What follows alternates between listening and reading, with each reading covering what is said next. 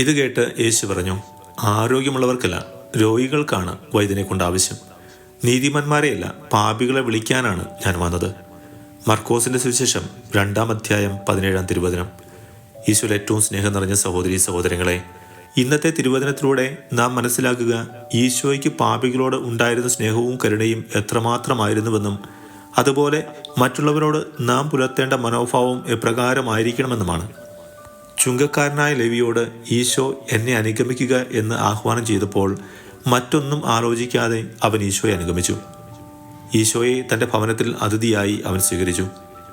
പ്രിയപ്പെട്ടവരെ, ഓരോ നിമിഷവും ഈശോ നമ്മെ എല്ലാം വിശുദ്ധിയിലേക്ക് വിളിക്കുന്നുണ്ട്.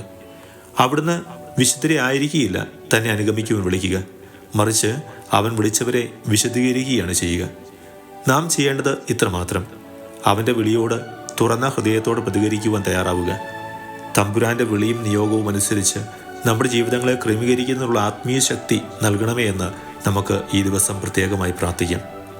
നമ്മുടെ കർത്താവായ ഈശോ മിശിഹായുടെ കൃപയും പിതാവായ ദൈവത്തിൻ്റെ സ്നേഹവും പരിശുദ്ധാത്മാവിൻ്റെ സഹവാസവും നമ്മോടുകൂടി ഉണ്ടായിരിക്കട്ടെ, ഇപ്പോഴും എപ്പോഴും എന്നേക്കും.